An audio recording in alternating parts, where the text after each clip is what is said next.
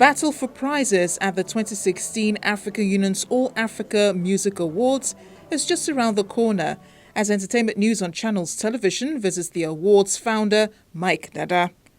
Conceived about 7 years ago, the first AFRIMA Awards was in 2014 as top African artists converged on Lagos, southwest Nigeria, for the inaugural edition.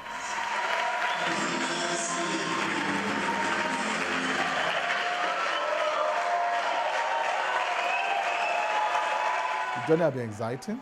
Like every journey in life, it has been challenging, rough, tough. Above all, there are a lot of learning outcomes and successes that we have come to take away from the past editions. And we are glad that our dreams have come to reality, and seeing what my colleagues and I tried to put together, plan for 4 or 5 years, come to fruition and reality is something that is very fulfilling and is more than money and is more than what gold can buy. So like every other journey, there have been learning outcomes, there will be challenges, but above all, they'll be exciting for us.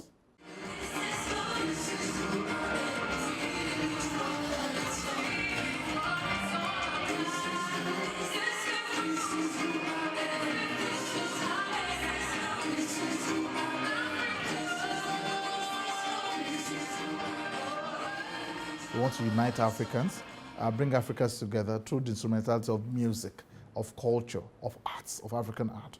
We want to use the platform of arts, of music, African music, to project Africa positively to the rest of the world for global competitiveness. We want to use it to call the attention of world leaders and African leaders to the challenges facing our continent by celebrating our African artists. You understand? By promoting African culture, music, and tourism. By telling the world that Africa is not a country, it's a continent of 54 countries. We want to tell our own story.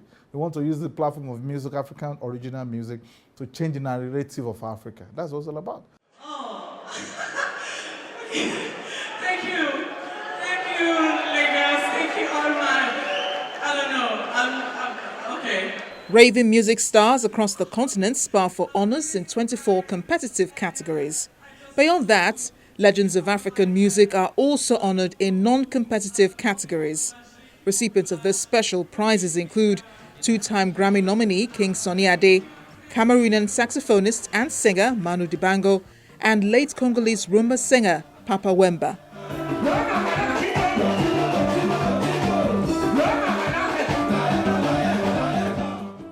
The Internal Committee on African Union decided to pay tribute and give special recognition award to Papa Wemba, to Manu Dibango, and to King Sunny Ade. You agree with me that King Sunny Ade clocked 70 years last month, and he's still performing. He's still a performing artist. He still plays guitar, dancing at the age of 70, and he has been on stage for. He celebrated his being on stage for 50 years thereabout, maybe a few months ago as well. So the AU felt this is worthy of emulation to further pass on to the incoming generation that's our core target, our core primary target, which is our 18 to 25. That with tenacity, with ruggedity, with determination, with focus, with discipline, you can get to the Eldorado of your career. You can get to where you can achieve anything if you conceive it, and you can sustain your success.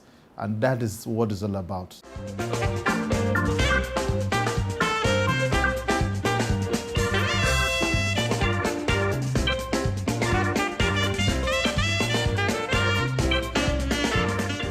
Manu Dibango is 3 years old. He has won all the known awards across the world. He has represented Africa. He's a Cameroonian, but he has collaborated with many artists across the world and well respected. You understand? And he's very popular, and he's 3 years old. Another case in point is Papa Wemba, the third person. The unfortunate incident happened this year. You know, he died while performing on stage. And to us, he's an African icon as well, a popular artist that represented Africa and has been carrying the flag and the flame of Africa to the rest of the world with honor and dignity. And he died on stage while performing. So what else? What kind of honor can we give to such person? And his wife will be coming, and Fali Pupa will be paying tribute. Other big artists across the continent will be paying tribute to these legends, many of them.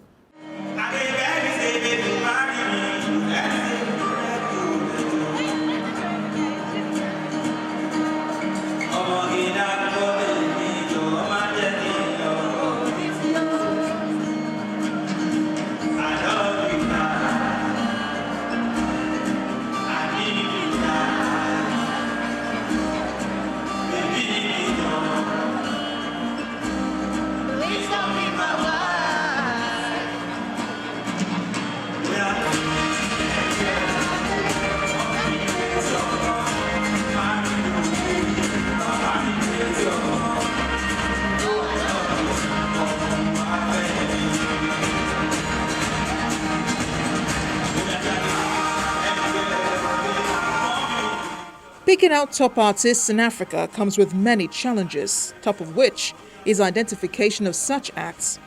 Although not the case for many Nigerian superstar artists, many other African artists have minimal presence outside their home countries.